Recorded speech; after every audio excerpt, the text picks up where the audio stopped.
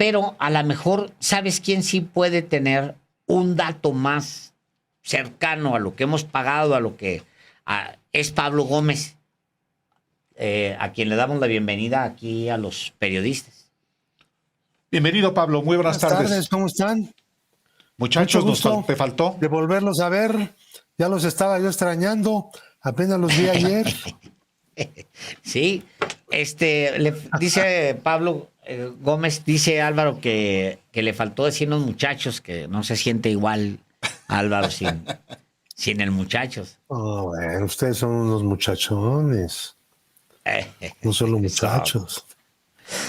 A ver, la pregunta que nos hace Ari Ramírez, yo decía hace un momento, seguramente Pablo Gómez debe tener una idea más cercana que la nuestra. Dice ella, ¿quién está recibiendo los pagos del FOBAPROA? ¿A quiénes les estamos pagando? ¿Y sobre qué criterios aumentan los intereses leoninos impagables? ¿Cuántas veces se ha pagado la cantidad original? ¿A quién le pagamos los intereses? A los propietarios de los bonos. ¿Quiénes son los propietarios de los bonos? Los bancos.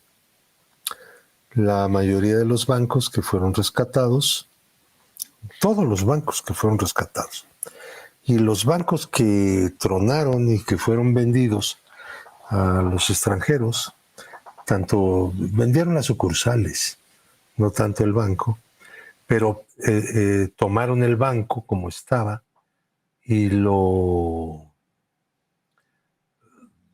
sostuvieron con los bonos FOBAPROA. Esos bonos están ahí, son parte del activo de los bancos y son parte del pasivo de México. ¿Quién paga esos intereses? El presupuesto. Usted y yo. Es decir, los todos. mexicanos. Pues todos, porque el presupuesto es dinero de todos. Y de ahí se sacan 60,000 millones cada año para pagar. Ahora, el asunto de fondo de toda esta discusión es que pudimos haber tomado otro camino. Había dos proposiciones. La proposición del gobierno y la posición de la oposición de izquierda. En ese momento era el PRD. Ellos decían, hay que reconocer la deuda del FOBAPROA y pues, asumirla como tal. Yo les decía, eso es inconstitucional. La Constitución no permite asumir deuda nacional más que para 3 asuntos. En una emergencia para un salvamento monetario que no se había declarado, para una reconversión de deuda, que desde luego, esto no era la reconversión es, te debo 10 millones y vamos a hacer un nuevo contrato, ¿no? Y vamos a llegar a nuevas condiciones. Entonces, se traslada la deuda de un acreedor a otro, por ejemplo. Eso es una reconversión. Aquí no era eso. Y 3, para obras que generen ingresos. ¿Y dónde estaban las obras y cuáles obras? Bueno, entonces no cumplía con los requisitos constitucionales. Iba a ser simplemente una refacción, vamos a llamarle así, para los bancos que tenían quebrantos y rescatar a los bancos. Entonces, lo que se les propuso, en lugar de eso, era no reconocer los bonos FOBAPROA como deuda pública,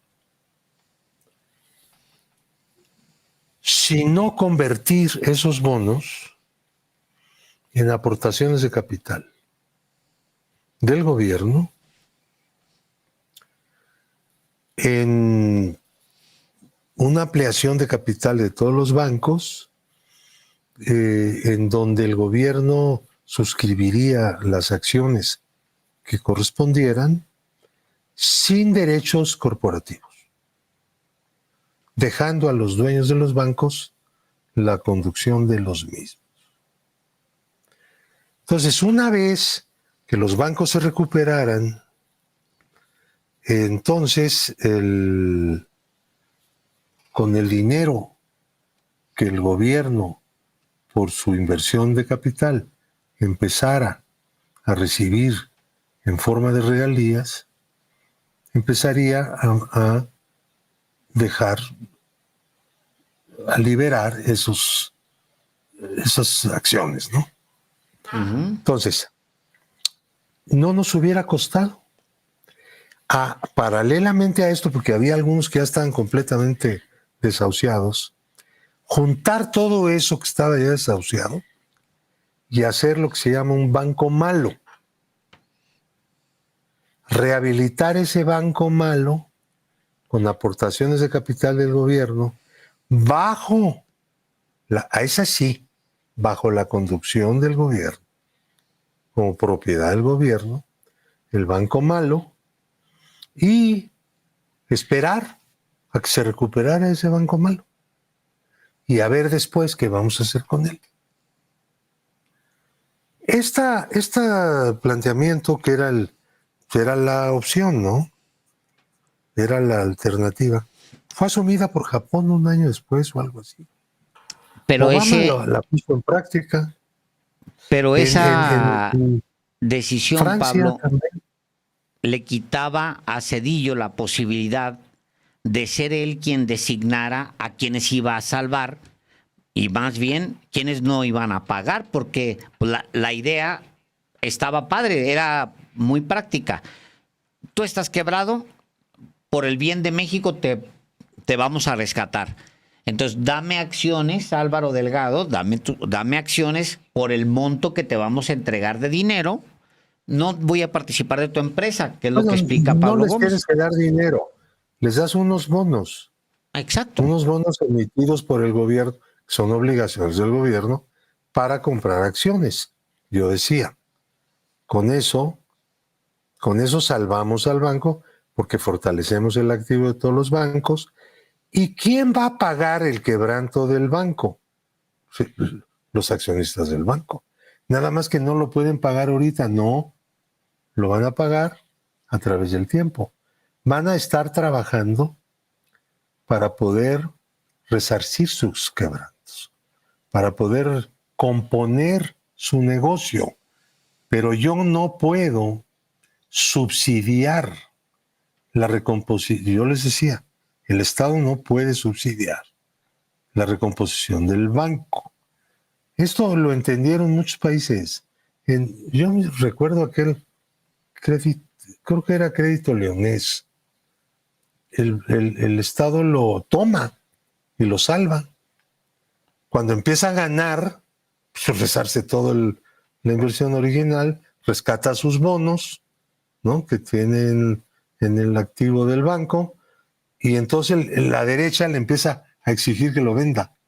Yo creo que lo vendió en el 2003, pero lo salvó y lo vendió al Estado. Ahora, eso es una cosa muy elemental, muy sencilla. ¿Por qué no se hizo en México? Esa era la pregunta. Una vez estábamos en una reunión, que fue la última en la que yo fui. Entonces dijeron, aquí hay dos proposiciones. ¿Sabes?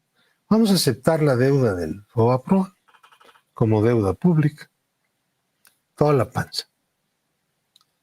Y vamos a hacer esto y vamos a hacer un instituto nuevo en lugar de FOBAPROA. Vamos a trasladar y la auditoría y la otra, todo muy bonito. Pero el Estado es el que va a pagar todo, ¿no? Correcto. ¿Y la propuesta nuestra? Bueno, esa no está a discusión. Es imposible. Esa no resolvería ningún problema. Llevaría a los bancos a la quiebra. Ah, chinga. Específicamente, ¿quién dijo eso? Gurría y Fauci. Todos los dos. José Ángel los dos, Gurría, secretario de que eran Hacienda, representantes y Fauci Handam, del PRI representante del PAN. Pues naturalmente, esos eran los interlocutores. Y yo estaba ahí. Entonces les dije, no, a ver, podemos discutir lo que ustedes quieran. Y se trata de discutir, pues vamos a discutir años. Pero a ver, si lo único que está a consideración es la propuesta de reconocer la deuda del FOBAPROA por decreto, que yo lo considero inconstitucional y además muy, muy contrario a los intereses nacionales y populares de este país.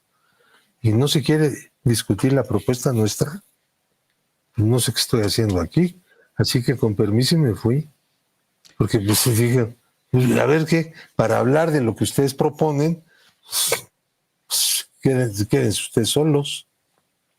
Entonces hablaban de esto de la auditoría, de no sé cuánta cosa. La historia de la auditoría es también otra historia patética. Contratan a un despacho canadiense.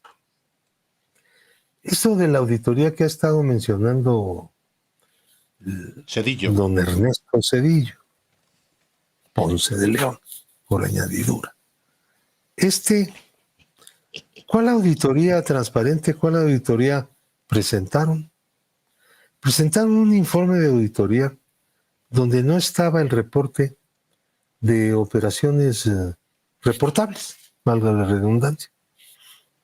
O sea, las operaciones redundantes, reportables, son aquellas que no cumplían ningún requisito que el mismo gobierno había puesto.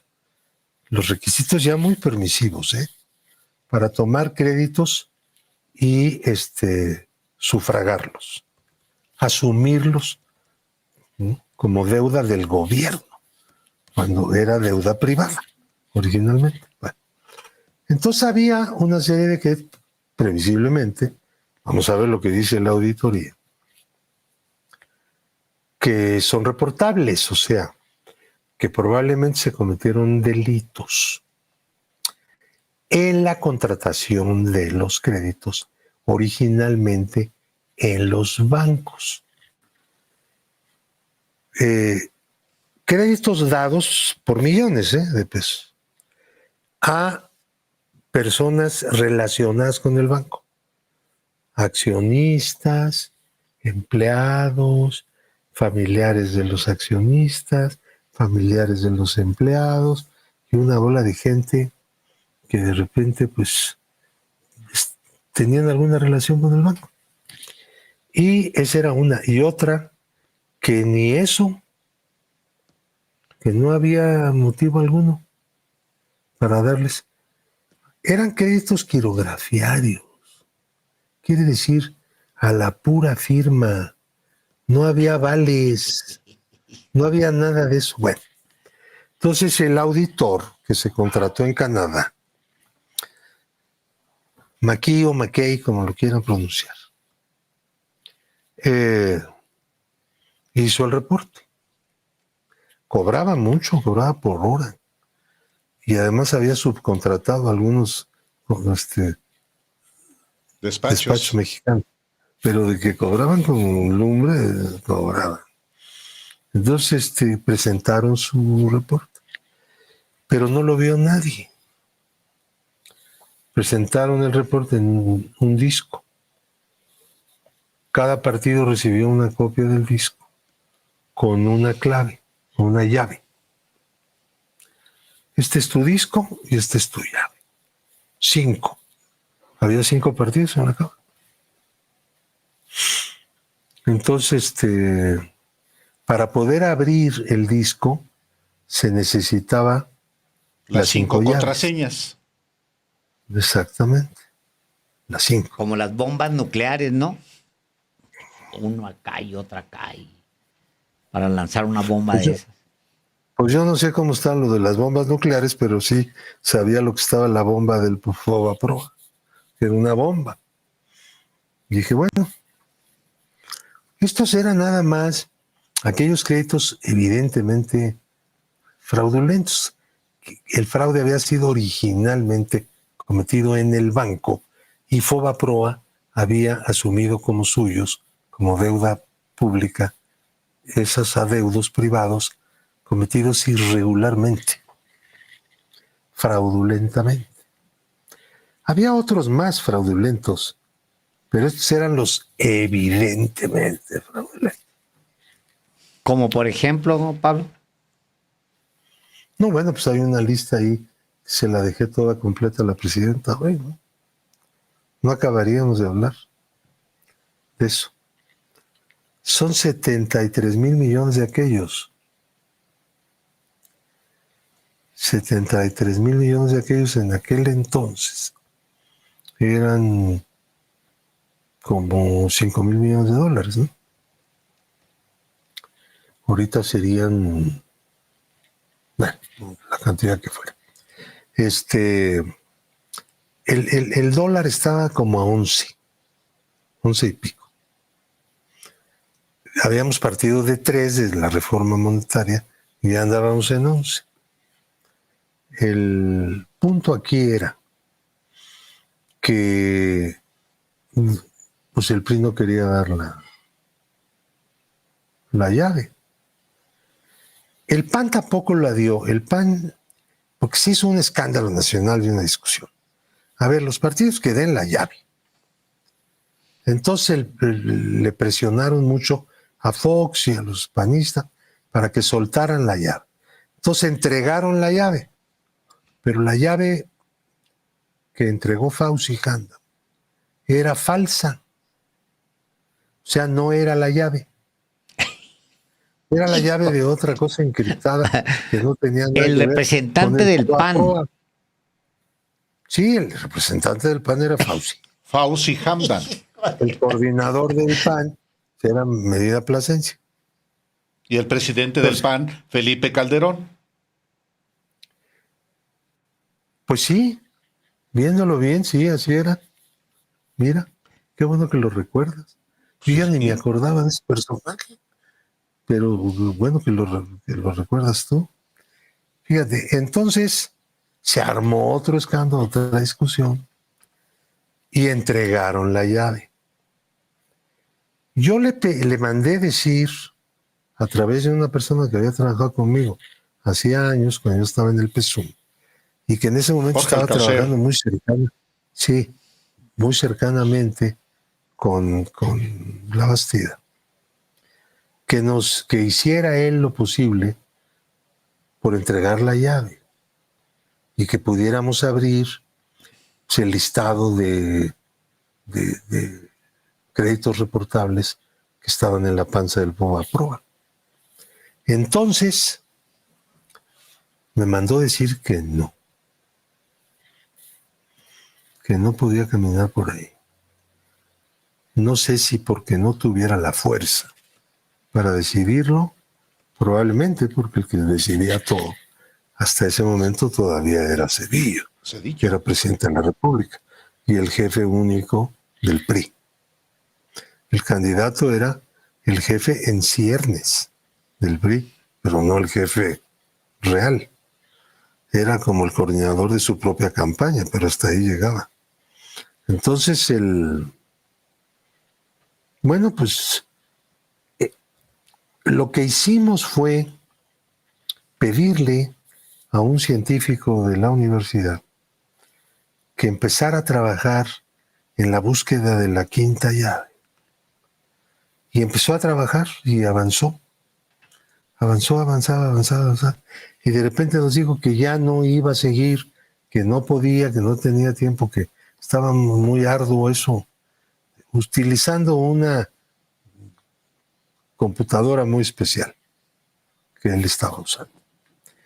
Pero de todas maneras nos dejó todo lo que había avanzado. Hilario Juárez, que era el trabajador del grupo parlamentario, prosiguió con esa tarea. Y se tardó unas semanas, pero lo logró. Desencriptó con lo que había trabajado su amigo aquel, ¿no? Y él continuó, y porque además nos conseguimos una máquina que, pues ahora ya son muy muy comunes, pero entonces casi no existían las de esa capacidad. Entonces, y se abrió, y lo dimos a conocer y lo subimos a la página de la Cámara, etcétera, etcétera, etcétera. Entonces, Fauci y Handam, con Medina Plasencia, presentaron un punto de acuerdo que más o menos decía que la publicación de los créditos reportables no podía generar un pronunciamiento de la Cámara, que la Cámara no podía prejuzgar la licitud o ilegalidad de esos créditos, que eso es una cosa que pertenecía al IPAP. Esa era una función del IPAP, y que la Cámara que había pagado la auditoría, ¿no?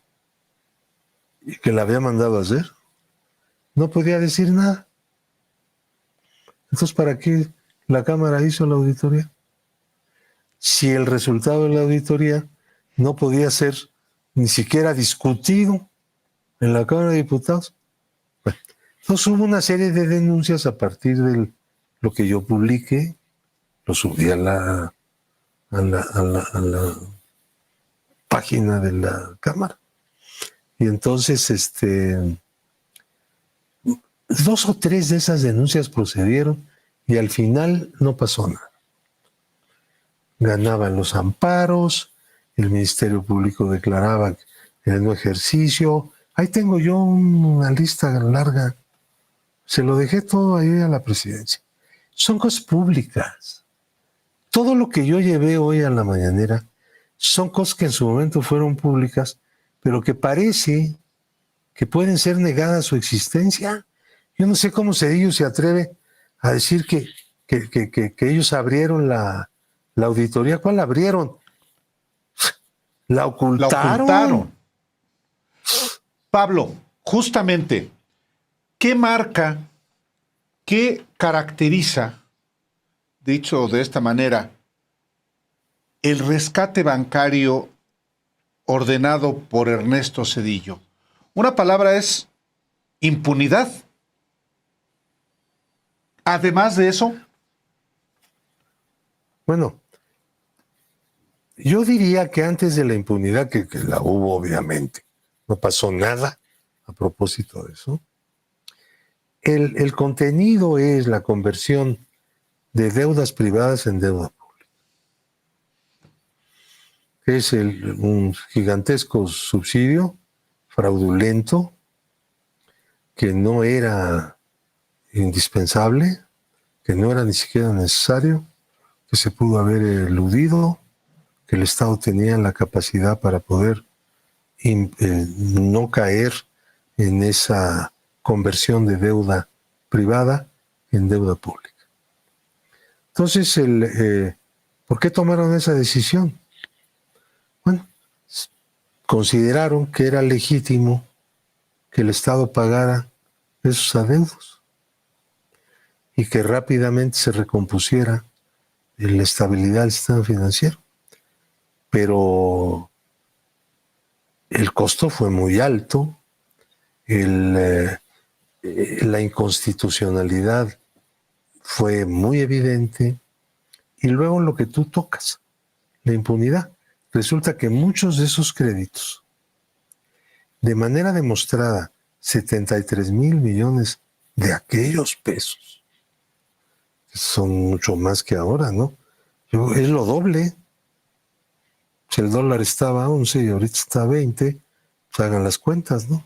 No, pues hay que aplicarle no solamente la paridad, sino inflación, o sea, ¿no? Pues hay una fórmula para hacerlo. También, porque el dólar también ha disminuido su Y además no es dinero que se queda parado, Pablo. Es dinero que pudo tener una utilidad en su momento. O sea, todo eso cuenta también para, Mira, pues, para sumar. dicen que la deuda pública no tiene la relevancia que se supone que tiene, porque los países nunca pagan su deuda pública. Ah, no la pagan. A ver, no la pagan porque la pagan todos los días. Lo que empobrece no es tener deudas. Lo que empobrece es pagar los intereses de la deuda. Ese es el contenido del endeudamiento público. Y no solo público, también privado. A ver, tú puedes deber lo que tú quieras y eso, ¿qué? Pero todos los días tienes que aportar al pago de los intereses. Ese es el punto. Entonces ahí el aumento de la deuda, en ese momento sí tuvo mucha relevancia. En este momento podremos hacer cuentas y decir, bueno, estamos pagando 60,000 millones al año. Bueno, 60,000 millones al año por nada, ¿no? Con eso financiamos una universidad. Y cada año. A ver, es cada año. ¿Cuántos años han pasado? 25 años, ¿no? Multipliquen. 26, hagan sus cuentas. porque comienza en 1999. Es el mismo concepto. A ver, ¿cuánta lana le hemos metido a algo que pudo no haberse hecho? Los japoneses no lo quisieron hacer, los gringos tampoco, los franceses no lo hicieron, otros no lo hicieron. ¿Por qué nosotros? A ver, el desastre financiero de México, el peor desastre, todos los países que tuvieron desastre, fue el mexicano. ¿Por qué? Porque estos neoliberales que tocan por nota decidieron asumir el costo del quebranto bancario. Y vámonos.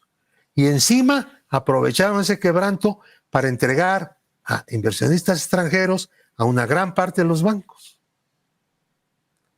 Por ejemplo, yo les decía ahí en la reunión, se hizo una cantidad de reuniones, algunas iban los banqueros mismos. Serfín puede mantenerse con el esquema nuestro, pero así como lo están planteando, no. Entonces lo vendieron a una empresa, un banco extranjero, ¿no? Como vendieron tantos. Ahora, y los que sobrevivieron, principalmente Banamex y Bancomer, fueron vendidos con posterioridad a bancos extranjeros y en la venta incluían los activos de los bonos Fobaproa. Estaban vendiendo y recibieron dinero por el valor de los bonos, que era parte del activo del banco que vendieron. Recibieron la lana. O sea, del fraude nos defraudaron de nuevo. Bueno, pues, ¿qué es eso? Ya, esos cuates no se midieron. O sea, no.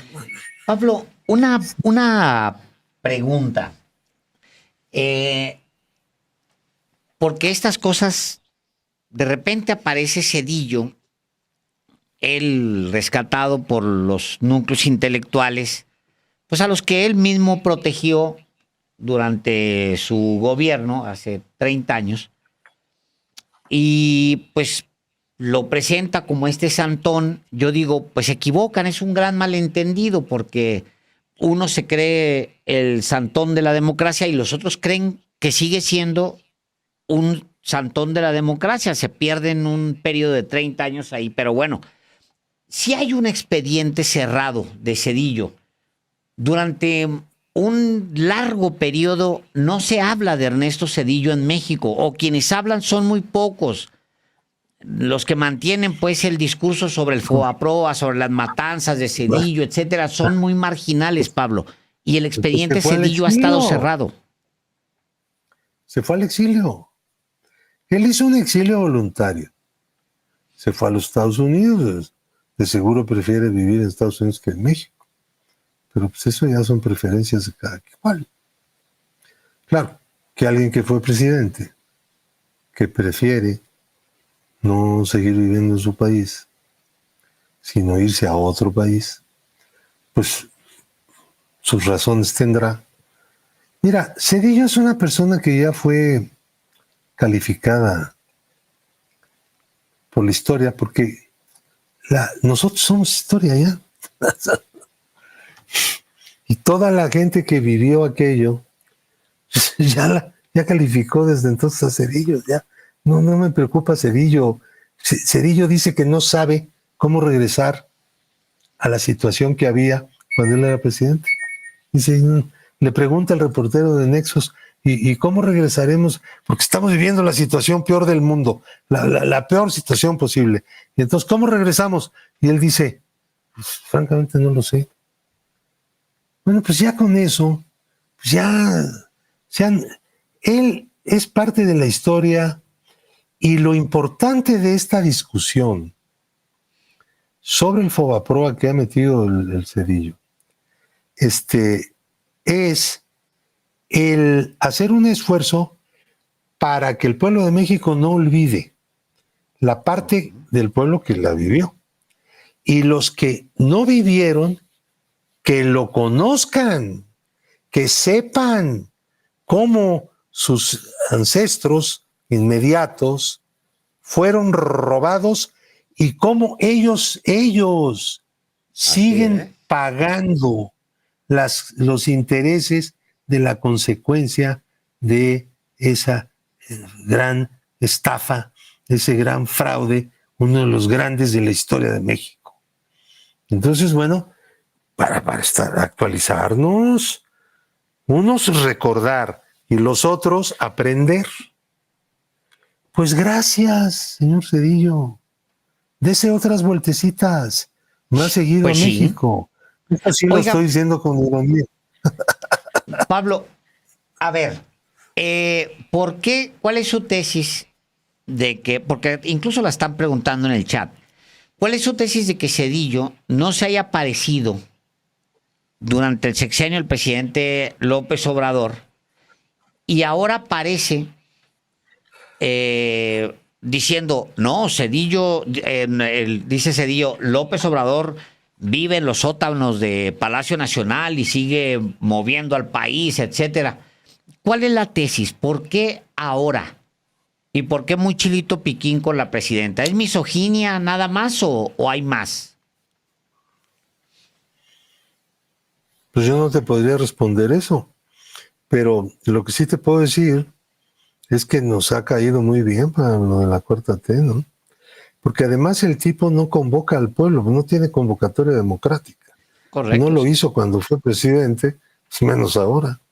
Entonces, como no tiene a quién convocar, dice, los factores reales de poder están callados. Les reclama. ¿Quiénes son los factores reales de poder? ¿Es el poder económico? Entonces, ¿qué quiere? Que el poder económico le ponga unas celadas, unas trampas, unas trastadas, etcétera, al gobierno actual. Pues en este momento es evidente que no lo están haciendo. Ahora, él no tiene más discurso que el que decir, la democracia se murió. Pero no nos está diciendo cuál es la causa probable de esa muerte. No lo puede explicar. Él no puede explicar por qué perdieron. No puede. No se lo explica él mismo, menos lo va a explicar al público. No sabe. Es como si lo hubieran metido en un cuarto oscuro y lo hubieran empezado a dar de patadas. Y no sabe ni quién le pateó, no supo nada. Se pasó ese tiempo histórico en el cuarto oscuro, en saber qué pasaba en su propio país. Bueno, pero lo interesante de todo es que no es el único que está así. Eso es lo bueno, ¿no? Finalmente, de mi parte, Pablo, ¿cómo ubicas que la historia y el pueblo de México sitúa hoy a Ernesto Zedillo? ¿Dónde está hoy Ernesto Zedillo en la historia de México? Bueno, pues él es responsable de muchísimas cosas. Estamos hablando de Fobaproa, pero ¿no? La lista es gigantesca, ¿no? Vamos a hablar de Acteal, vamos a hablar de Aguas Blancas, vamos a hablar de, bueno, no solamente de eso, de la crisis económica, de la disminución de, de los salarios reales, del aumento de la pobreza, de cosas que no solamente son represivas, sino que son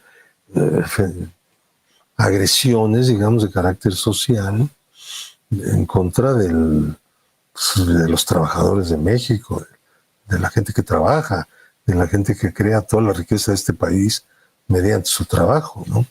Que fueron los que salieron perdiendo de una política económica neoliberal en la que el presidente de la República tocaba por nota y la sigue defendiendo. Él defiende eso en el peor momento porque ya el neoliberalismo está en decadencia porque fracasó en sus términos, en sus propios términos. Entonces, claro, nosotros hemos luchado contra esa tendencia porque le hizo mucho daño a los países pobres del mundo, porque nunca fue una alternativa para el desarrollo económico, para la superación de la pobreza, para una redistribución del ingreso. Es una de las cosas más importantes de las izquierdas en el mundo entero, ¿no? Entonces él no, al contrario, él generó una política de mayor concentración del ingreso.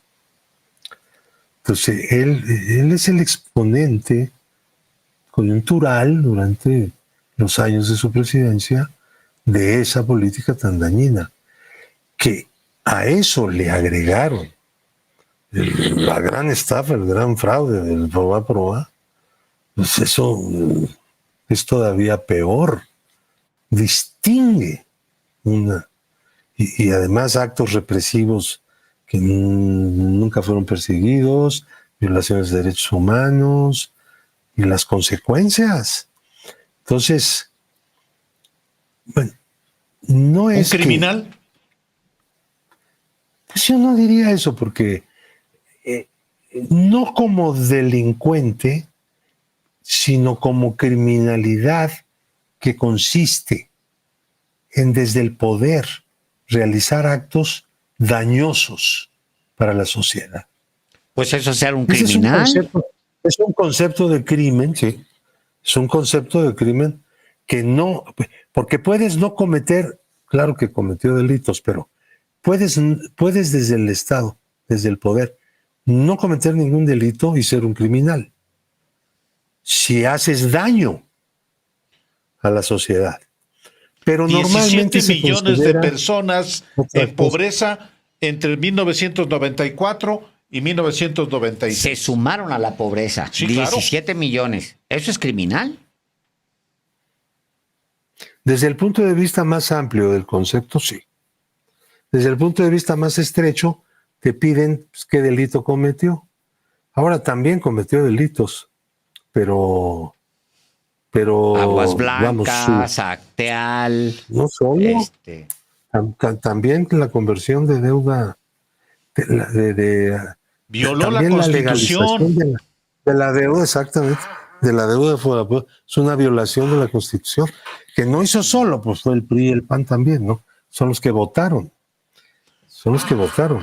Ahora, pero nada más violaron la Constitución en otros aspectos, no solo en ese. Sí, Zedillo fue una desgracia. Pero bueno, no es tiempo de, ¿cómo te dijera? de estarnos lamentando.